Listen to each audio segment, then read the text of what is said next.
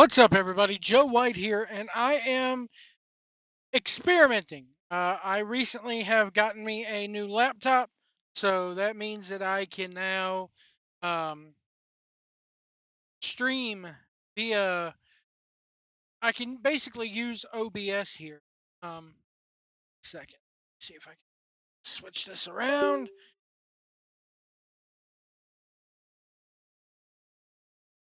Come on. Oh, I got it. There we go. All right. Sorry. Um, I can record with OBS now. I can't stream because I don't have the Wi-Fi to do it out here. Wi-Fi, that's the thing about truck driving. Wi-Fi doesn't exist, and I have very limited mobile hotspot on my phone with my cell service, so I won't be streaming unless it's live from my phone. But I am able to record via OBS now on my laptop. I can then transfer those files to my phone. Since I have unlimited data on my phone, I can upload here to YouTube. Um, I want to talk about WWE for a second. First off, that tag match at the end of Raw last night was amazing. Heard they got a standing ovation when they came through the curtain last night. And I want to talk about some more things with The Rock, man. The Rock is just. I'm curious to see where this goes. My opinion of this whole thing, and I put this on Facebook, is that Cody is Anakin Skywalker and Rock is Palpatine. And good friend of the channel, AC, pointed that out to me, and I'm like, man, I hope it is that way, and I hope it's not like what Force Awakens was.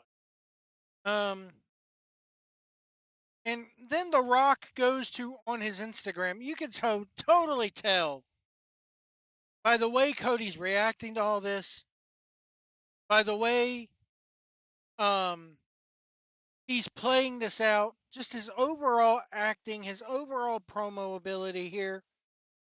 He's not with it. Just like he wasn't with it last year when The Rock came in and started meddling in crap he shouldn't have been meddling in. He was doing stuff that he should not have been doing. And everybody knows it. Everybody knows it. Um, could this be a Rock turning Cody heel? No, I don't think Cody's turning heel, but it would be something if Cody did turn heel. And it just, in my mind, it just delivers another blow to AEW fans from the standpoint of it hits another blow to Tony Khan because this means that The Rock and WWE will have been able to do something that Tony Khan couldn't do, and that's convince Cody to go heel. Now, granted, he was a heel in AEW or Ring of Honor. He was a bit of a heel in New Japan. Do I think that means that he will be a heel in WWE? I don't know. I'm leaning toward no, and that leads me to um my second bit of this. Is John Cena going heel? John Cena, I want to say it was a few years ago, did a interview with Chris Van Vliet and said that he was all ready to turn heel back in the day, and that he had bought new gear. He was going to wear plain wrestling tights instead of the jorts. Um, he had new music. He had written a new rap song. And at the last minute, Vince McMahon said no, that he didn't want to do it. So maybe we get a John Cena heel turn. People are going, oh, he's going to win the title at Mania. He's going to be aligned with The Rock. But what happens when he goes to retire? He's going to want to go out as a babyface. And I'm like, he still can. Guys, we got a whole year. Now, I'm not a fan of all of this. I got to be honest with you. The more I think about it, the more I'm like, ugh.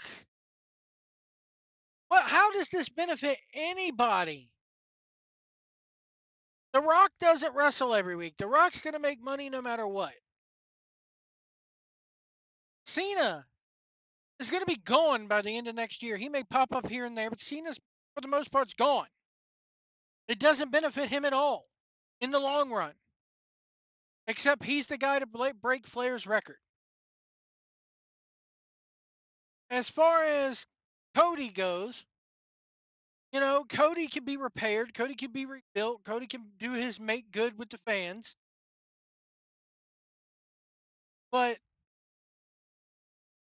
at the end of the day, I don't see. Let me see if I can turn that volume down. I'm learning. It's a brand new setup I have here. Um, at the end of the day, I don't see how this benefits anybody. Does it make new stars? No. Does it help anybody but those three? No. Does it set things up in the future? No. I mean, you get to the point where who's going to slay Cody or who's going to slay John Cena? This is going to end at WrestleMania, and then after that, where do we go? We're left with the same problem we're left with now. It's crazy. It's absolute craziness. And the fact that, I've been very critical of The Rock coming in, coming back. He did this crap of, oh, I just want to come in anytime I feel like it. Just when Triple H is getting on a roll, which we'll get to that in a second. Just when Triple H is getting on a roll with his booking, I'm going to just come in and screw everything up. I don't get it. I don't like it. It's absolutely horrible and nonsensical. The whole thing. I was happy to have Cena versus Cody. Babyface versus babyface. One guy's trying to get the title. The other guy's trying to keep the story going. It writes itself. But no, Dwayne has to come in and screw everything up. Dwayne has to come in and stroke his own ego. My friend Danny Rodriguez over there at World of Geekdom, he did, go check him out, by the way. He did a really good video talking about this, how it made no sense. And I instantly got, as AC said, I got instant Anakin Skywalker and Palpatine vibe. As long as there's a redemption, cares? Who cares? What are they going to do? Okay, we can't have Cody and Rock be friends. So now he's going to turn Cody heel. This is going to continue for a year, and then Cody fights the Rocket Mania, and wins his redemption again. Then what? Where does that leave us? Does it make any stars? No. Is it really going to draw a damn dime one way or another? No. At least we're getting a new star made when Jey Uso beats Gunther. But then you got to factor in Money in the freaking Bank, man. But what? You know, They could have Orton come back and try to fight Cody if Cody turns to the dark side, have Orton as the babyface. Or you could have Orton come out there and be on the Rock side. But that doesn't make any sense until down the line because whoever wins that chamber is facing Cody. It's a mess. It's a teetotal mess. I just wish The Rock would just sit back and collect. And then, yes, he says, okay, the one thing that The Rock said in that press conference afterwards was, we could tell stories that don't involve wrestling match, which brings me back to the whole Emperor slash Anakin slash, you know, Star Wars thing. How much did the Emperor really do? Did the Emperor really get in there with a lightsaber and, except for maybe in episode 3, he hobbled around with Yoda a bit. He hit Mace Windu with lightning bursts. But for the most part, what did the Emperor do through all 9 of those movies? You have to say 9 now because he sits in his chair, he laughs maniacally until somebody finally has the balls to go and throw him down a hole. And that's it. That's it. Let me know what you guys think in the comments below. This is weird, man. This is totally weird what they're doing. I don't know. Big part of me is leaning against not liking it at all. Let me know what you guys think. I mean, Triple H's booking, we got to talk about that next because a lot of people are doing videos. Is Triple H's booking sucking? Triple H's booking now suffering? Well, yeah, it's going to suffer. Yeah, it's going to suck when we have people like The Rock who are above him who can just make a phone call to Nick Khan and Ari Emanuel who are above him and go, hey, I want to do this. So what does that mean now? Triple H has to totally start rebooking shows on the fly. And as we both know, as we all know, that doesn't happen. Or not that it doesn't happen. Instead, it's not good when this booking on the fly stuff happens. I guarantee you, I can't tell you that Triple H is booking 3 and 4 months in advance, but he's at least booking at least 2 and 3 weeks worth in advance. But when you have something already written, it's like when the writers, we always used to hear during the Vince McMahon era, the writers would have a show written, they would go over it with Vince, and then come Monday or Friday, he would walk into the building, tear the damn thing up, and start from scratch. That's what has to happen when The Rock comes back. Triple H pretty much has to take his 2 weeks that he has already written and throw it away, shred it, and start anew. Or he has to make at least really drastic changes to it that hinders it. So that's why his booking is lacking lately. As far as Jey Uso winning the Rumble goes, I said it before, I'll say it again. You need to make new stars. I hope they do. Look at what Tiffany Stratton. I hope to God Tiffany Stratton beats Charlotte Flair. That's what's best. If John Cena is already going to go in there and break the record, Charlotte doesn't need to do it anymore. It's broken unless you're going to have her break Cena's record, and then people are going to piss and moan about that.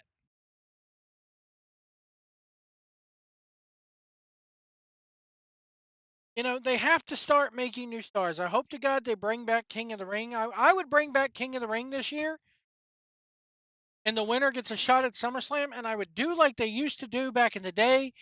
I would do I would do the semifinals and the finals on the pay-per-view. That gives you at least 3 good matches that you can hold on there. Less is more. Triple H has taught us with only having 5 matches per show, generally.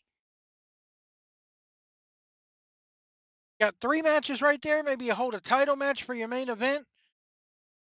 Maybe a tag title match. Boom, there's your 5 matches. There's your King of the Ring pay-per-view. What's the point of having shows like Evolve and you got 100 people, over 100 people sitting down in Orlando? What's the point if all you're going to do is just sit those guys there and never push them, never make them? And yes, I know it takes time. Hot shotting is bad.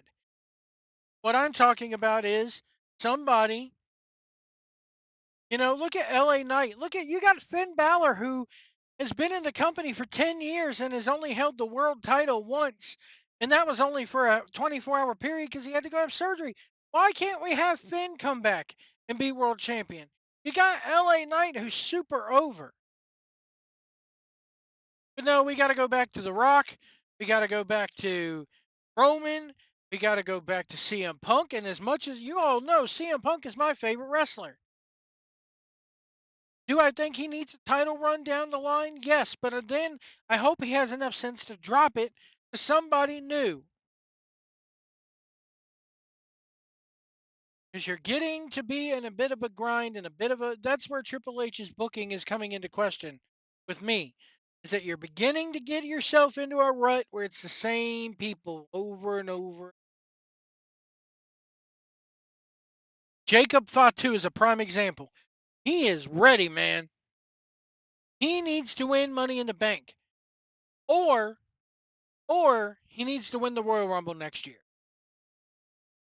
He needs to win the Rumble next year or Money in the Bank, maybe even King of the Ring. Because fans, he's starting to take over. He's cutting damn good promos. The fans are. I don't think they were expecting the fans to start chanting "Fatu, Fatu." He has now surpassed Solo Sikoa without even trying.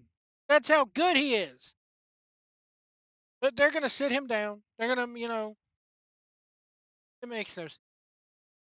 You have several gimmicks per year: Money in the Bank, King of the Ring, the Royal Rumble, the Elimination Chamber.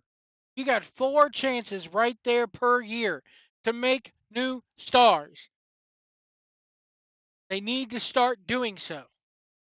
Or else they're going to fall into WCW levels where it's just Hogan, Savage, Goldberg. That's it. Lex Luger, maybe.